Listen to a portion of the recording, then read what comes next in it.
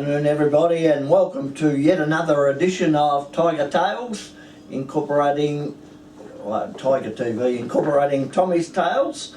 Firstly, before we interview our guest for this week, I would just like to go back to last Saturday, where our under-19s were the only St Beach side who played, and they under-19 Division 1, that is, and they had a 2014 134 to 4-4-28 win over Beaumaris, and I was privileged to see a lot of this game, and they executed very, very well. They were a bit worried before the game because Beaumaris had included 5 players from their senior side into their under-19s, but it made no difference. Our boys are so well drilled now, have really bought into what Bradbury is trying to do with them, and they are well on their way, I think, to playing in the finals.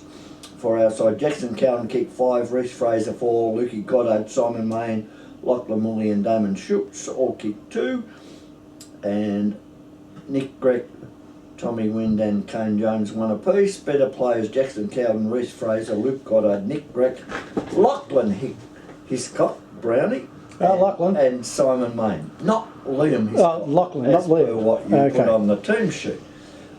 Just a little bit of fun out of the game. Well, he's a pretty good full-back though, that Liam Hiscock, so I've been told. Yeah, very good. Down at Frankston, yeah, it goes right down there. Dolphins. Yeah. Just a little bit of a joke out of the game. The under-19s have struggled all year to get team officials to help them out. Right. But on Saturday, they had me as team manager because the seniors weren't playing.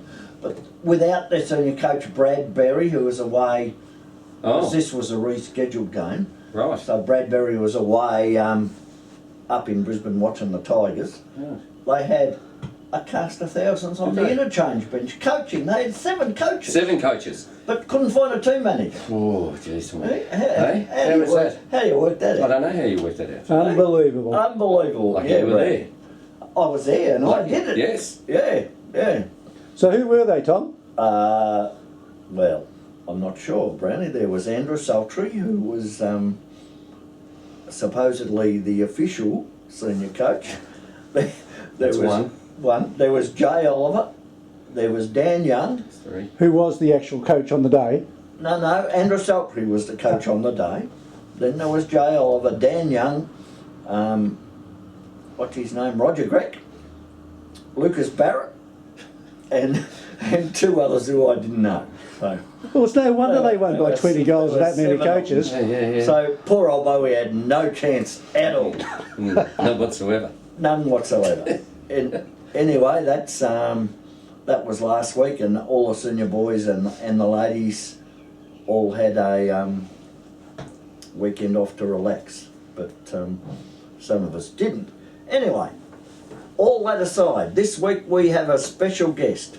Women's football across the country has blossomed in the last 4 years, I guess, since the start of AFLW, and then the VAFA 3 years ago introduced it, and we as a club have embraced it and gone along. So ladies and gentlemen, this afternoon we are going to interview our women's senior coach, Al Hollywood Gailey, thanks. We'll get to the Hollywood bit a bit later on. Sure you will. Welcome, Al. Thank you. Thank you very much, Tommy. It's a pleasure to be here. Great to have you here. Thank so, to all those people within our club who probably don't know you, can we go back right to the start and you give us a little bit about your background? Oh, my background. My football background. Your football background. Well, yeah. okay. Here we go. So, where did that start? As a young bloke at Oakley Junior Football Club. So I played there till, I think it was under 11s, under 13s, and then I had a bit of a hiatus, Tommy. I gave it away and then focused on my studies, which probably didn't actually work too well, Tommy, unfortunately. So then I went back. Oh, well, that's all right. They must have. You've ended up with a reasonable job. Yeah, true. And then I ended up at, it was Glen Ira, but it was, at that stage it was Moanbean South Caulfield. And then I ended up with Glenora as we merged with CBC Footy Club, and they're currently obviously in the VAFA, and so I played VAFA C grade with them. So how far back, speaking of Glenora, Glenora have a bigger history Oh yeah. of names than I've had football clubs. Correct. Because I played way back in my initial years, in amateur football. I played against Balaclava, who were part two. That's right. Of the big merger, because originally it was Glen Huntly. That's right, exactly what it was. So they went from Murrumbee and South Caulfield, they merged with CBC to become Glenora. Then they also had a merge with Glen Huntly, and subsequent to that, I think they've had another merge with the Griffins, I think it is. The Griffins. Yeah, so they've had a number of changes. So then I moved to Geelong for 2 years and played at St Mary's Footy Club at Geelong Footy League, and was fortunate enough to play in a grand final in their reserves team. Unfortunately, we didn't get up, but I was very lucky previously with Glenora to play in a couple of 3 winning grand finals. So in the reserves, so that was good. And that was about it for me, Tommy. At 30, I gave it away. I had enough, and I went back and played footy at 47 with the old blokes at Bayside Saints, and I've been playing there since. Albeit it's winding down, Tommy. It's winding down? Well, it's actually ground to a halt. So that's what it's done. It's ground to a halt. Who's coaching down that Bayside Saints now? I think I know a few guys down there. Yeah, you probably do. A few guys who played at Melbourne High in Yes, down exactly right. So I'm not certain of some of the guys. I'm trying to think now.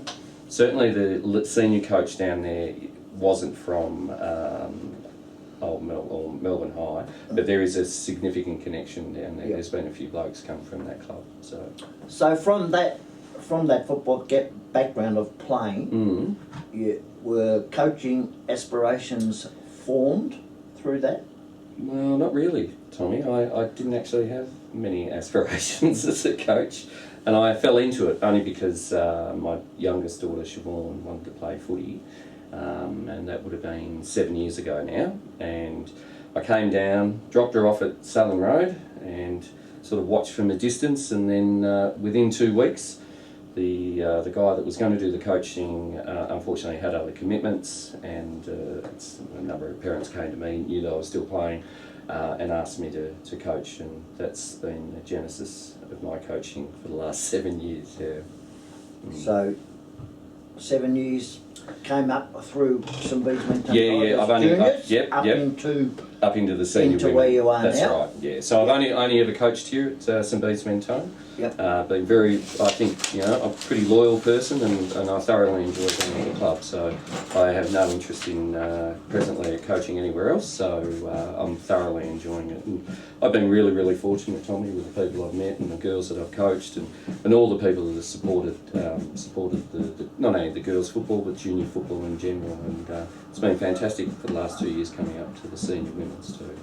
So taking over the senior women's side in what was a we would say funny circumstances with the sacking of the previous coach, the first year coach.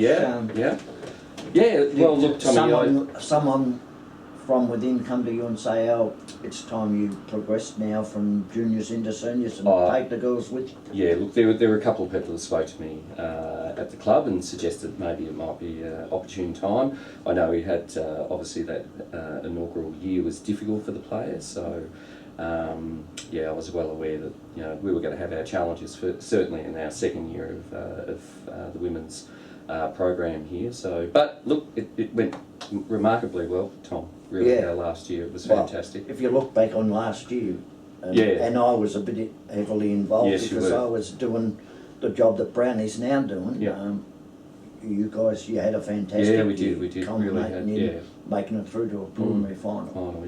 We really did have a successful year, and I think piggybacking onto that year last year has meant that we've been able to create good numbers with its current 2 teams. And it's been fantastic, the enthusiasm by the players. I actually think this year's been even better year in some respects. The positive nature of the players, and everything that's been going on with our team. We'll get onto that in a minute. How hard during your first year last year was it to get into the girls' heads that, you know, I want you to play football my way? Was it hard to get them to actually buy in? Look, I reckon the thing with women's football, and certainly my experience with coaching young girls, youth girls and women's, is that women are very much, they're sponges. They want as much information as possible. It's sometimes difficult for them to execute what you want, and so you actually have to consider, well, what are my expectations as a coach, and how do I sort of modify those expectations, given the fact that, remembering that most women would not have played, or very few would have played in excess of 50 to 100 games. There's a handful that have, but most of the girls are sitting at probably 20, 30 games, and there's a lot of inexperience. So they do buy in. It's the ability for them to be able to execute it, and that's what we work on over the season to try and get improvements in that. So great year last year. Was the disappointment of losing that preliminary final, which I time kept for you, was that then the motivation to get our second side and get up and going for this year? Yeah, well, Tommy, a lot of work went on, as you know. I mean, to have some success on the field, it comes about with all the work you do in the background, and there was a lot of work being done by myself, Darren at that stage, and also Jeanette, trying to improve recruitment. Retention was really important, and we were very fortunate in the work that was done over that summer period that we were actually able to increase our numbers roughly by about another 20. So we were sitting at 55, which was pretty good numbers. We've lost a few here and there, but generally speaking, it was a lot of work done in the summer months to get our numbers up. So 55 during those summer months leading into the start of the year was enough to get two sides on the field. Correct, yes, that's right. And we got Joey in as coach of the second side, and then we started very well and won our first three. Yeah, we were looking good, Tommy. We were looking good. and unfortunately, Joey's side didn't win, but those first three. And then the VAFA made what was a monumental stuff up, and I can say that because they admit that now. Right, okay. So, well, look, and they promoted us to Premier B, and there was doom and gloom around the place that this wasn't fair. But to your credit, you have remained so positive about this the whole way through. Thanks. That well, look, this is our fate. This is it. This is the way we'll go, and this is how we'll develop. Yeah, we've got to move on. That's right. Exactly right. And having said that, Tom, look, the players, there was a couple of weeks there, as you say, a bit of doom and gloom. Woe is us. There was no doubt we were staring down the barrel of C grade, where we probably would have been playing finals. So, I think I can comfortably make that assumption that our seniors would have been making finals. Yeah. And the reserves, I have no doubts, would have continued to develop, and they probably would have developed a lot quicker than playing in B Premier. But having said all that, the VAFA made their decision. We live by that decision, and that's fine. And you know what, in some respects, Tom, and I talk a lot about it with the players, about their ability to be resilient, and certainly they've been resilient about this move up to be Premier. And I actually see it now as an absolute positive for us. Yeah, well, next question, as your coach, looking back how the last 6 weeks have gone, obviously first couple of weeks results not so good. Not great. But then you got better and better. Yeah. Culminating in a great weekend last weekend with a great win. Yeah. But obviously the girls have developed by playing better opposition. They have. That's exactly right, Tom. So our first 6 rounds, I think we played the top 3 teams twice. So we had to play Monash, Caulfield and Camberwell twice. And over the last 3 weeks prior to our previous round, I kept on seeing gradual improvement. We pushed Caulfield in that first round, or should I say the second, but we certainly pushed the Camberwell team, who were sitting 3rd on the ladder. We pushed them to we probably should have only lost by 3 points. We took a bit of a risk and lost by 9 points. So we've continually improved which culminated in our 2 wins against Collegians. And as you know, it was a horrible day out there, but geez, the girls... Wasn't where I was, mate. You were in Hawaii, that's Yeah, right. Yeah. Well, it was like a tempest here, Tommy. It was hideous. But I was so proud of all the girls. And the other thing is, we talked about numbers. Look, you know, we've lost through injury, as everyone does. Lost players, obviously on holiday. Some players have left for the rest of the season. So we've had a number of players buttering up and end up playing 1.5 to 2 games, and it's a credit to all the women and all the players that they're buttering up, which culminated in what was our first win in B Premier, and I've got a feeling it won't be our last either. That's good. So, as we go through all this, what has been your philosophy in keeping the girls going in what was obviously a tough 3 weeks? Yeah. So look, you know, I suppose the thing was, Tom, I tried to focus on that positive stuff, the fact that, you know, we are now going to play in a better standard of footy. There's benefits in that because we will have a rapid improvement, or what I hope would be a rapid improvement in our, not only individually but collectively as a team. Maintain that positive attitude, and to mine, and I know obviously it's subject to the club and subject to what I do next year, but to mine is I think we should be staying in B Premier. We've done all the hard yards now. There is no value in us being you know, jettisoned back to C Premier now. So we stay in it, and I think the big amount of work is going to be, again, summertime and recruitment, retention of players. So, but having a positive attitude around the players, I think, is really, really important. And should I say, Tom, that all the coaches, Darren, you know, Georgia, and Joey as well, and Joey's got a couple of assistants, Kane as well, and Abe also from Bayside. Everyone's been so positive around the players. It's been fantastic. Was it hard at the start? Yeah. To actually sell it to the women? Yeah. It's hard to sell something like that when you're staring down the barrel, as I said, of playing finals. It would have meant 2 years running playing finals. The players who played previous year knew what finals was like, the excitement of playing finals, the opportunity potentially to play in, if we were good enough to play in a grand final. And now that was obviously probably not going to be our direction in 2019. But as I say, I see a lot of benefits in us being pushed up to B Premier. Yeah, and I think that's a great attitude, and I think you have been so magnificent and so positive about that when, with all the doom and gloom that was going on around the initial decision. So moving forward, your philosophy as to how we develop and progress the women's side of the club further?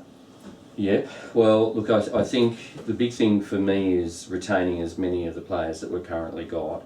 There is no value in having players play, you know, anywhere between 20 to 30 games and then either losing them to other clubs or indeed losing them to the game completely.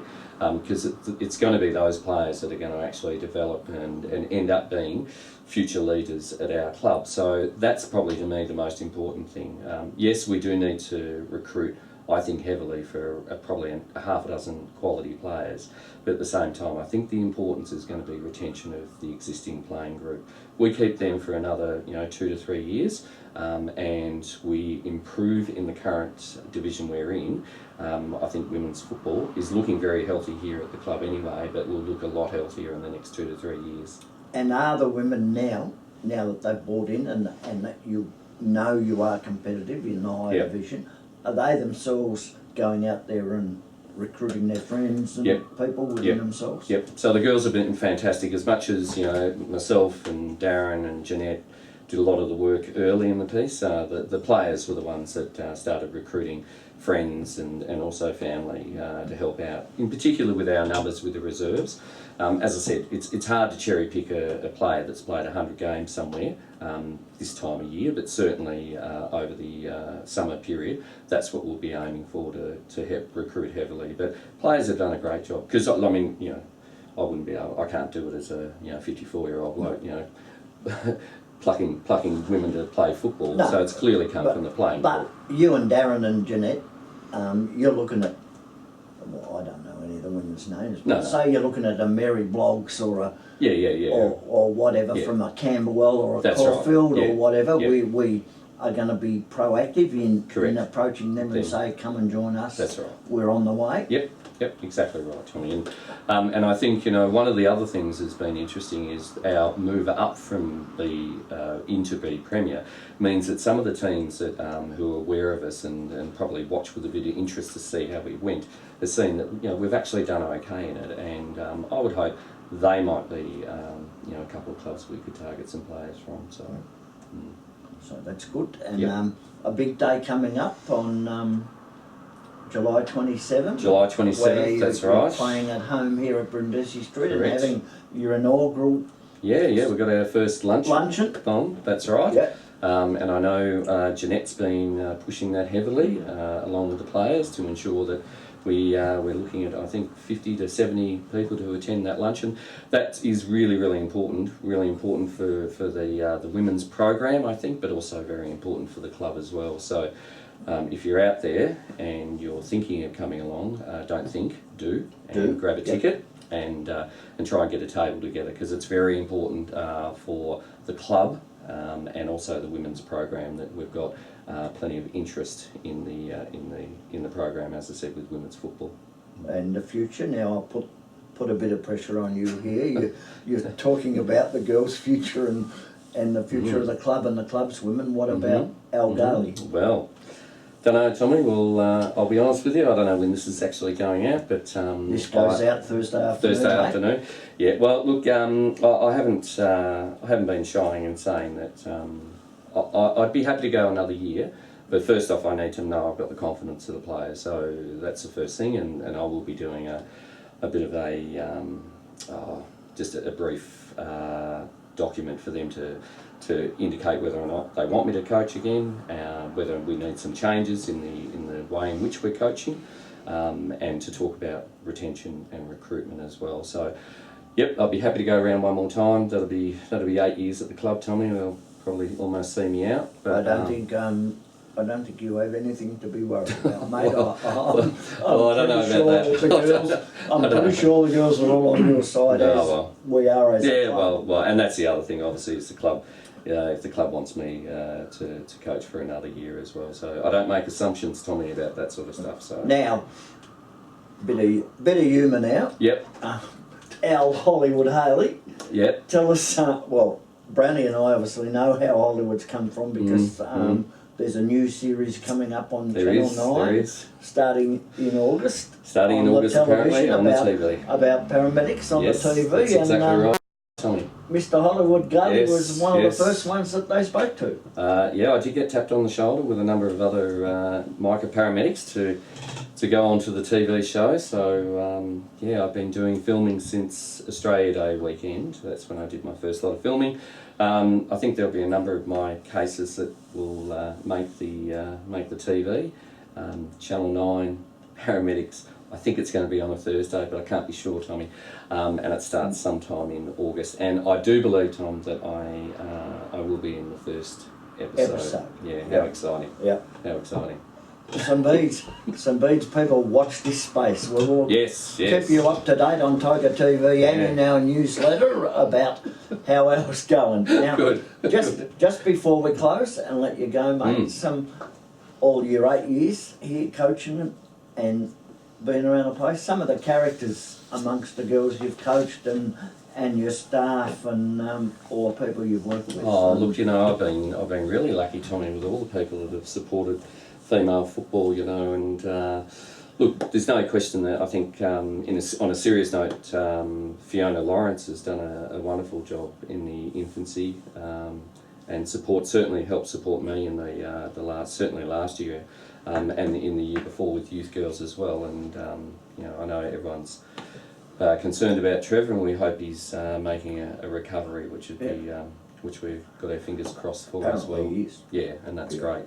But yeah. Look, I've been very fortunate to have Darren along for the ride, and Daz is a bit of a character. He's got his shorts all the time. Apparently, he chews a bit of gum. as well. Serious, Des. You don't get too many laughing jokes out of him. You can take it a bit seriously, but you just need to get one or two into him, Tommy. You must have to get him into the shed. He's only across the road. Yeah, I know. You don't need to get him in here. I'll just make sure he knows the secret knock, and you can let him in and get a couple of those blondies into him. So relax a little bit. And look, I've been really fortunate. Like Jeanette for the last couple of years has done a wonderful job, along with all the the family and friends that have helped out, and in particular, Jeanette's husband Sean has done a great job. The Ricardo family have been very supportive. The Wilson family have also been another family have been wonderful in supporting not just me, but the assistant coaches and also the team in general. So I've been really blessed with all the people that have supported us, and equally so, the committee and the board at St Bede's, including yourself and Brownie, obviously. I think it's wonderful. I knew what the difficulties, or I envisaged some of the difficulties of what it would be like to have a women's football come into the bastion of, predominantly a male-dominated sport, and it's a credit to the club. It is absolute credit to the club to think that we've gone from the initial divisional area that we're in the original inaugural year, then up into Division 1 and now playing in B Premier. That's a credit to the entire club, not just me, nor Darren or anyone else, but to the entire club. So I'm really, really chuffed about how the future will look. That's good. And you really think, some people within the club say, because of the mess up earlier, that we should go back to Premier C, but your opinion is now we're up there, we're up there. Competitively stay there. That's right. There's no value in going back now. We've made the improvements in terms of on-field improvements, and I think for recruitment purposes we are better placed in B Premier than what we would be in a lower division. So I think it's onward and upward, Tommy. I think it's very exciting for the women's program, but not just the women's program, very exciting for the entire club. We're hopeful that obviously the men are going to have a successful season and play in finals, and that's what we're hoping for. Having both men's, all the various areas of the men's competition and teams being successful along with the women's, and development of their under-19s and under-18 youth girls. I think the club's in a really, really healthy position. And the new facility over there behind us, that's right, is going to make an incredible difference. It will make a difference. Not just to the whole club, but especially for the women, because you will have proper change rooms. Yeah, that's right. And that'll be another attraction, I think. So just add that to the fact that we'll have a bit of success in B Premier, we'll remain ourselves in B Premier, and with the facilities that will be online in 2020, I think it's going to be exciting next few years for the entire club, which is fantastic. But just nice if we could find another ground. That would be Wouldn't good. it? Can you find one, Tom? Well, we'll do our very best over the next 6 months. Good man. There must be something going there has around. To, So the club's outstripped those two, and that's what Mr. Football Operations Manager over there and myself and Paul O'Toole will be working on pretty hard over the next 6 months to get a third ground, which basically will be specifically for the women. Although that's not saying that we're not going to play you a couple of games out here with the new facility, but I think Southern Road's getting a redevelopment, but Southern Road's really not conducive to anyone playing football. Anyway, so onward and upward, Tommy. All right, thank you, Al. Thanks, Tommy. Well, great pleasure to talk to you, and we'll let you go and train the ladies now. Good on you, Tommy. Thanks for having me. Appreciate it. Pleasure. And that is all for Tiger TV this week. We will be back bigger, brighter and better than ever next week with another special guest who I will not name as yet.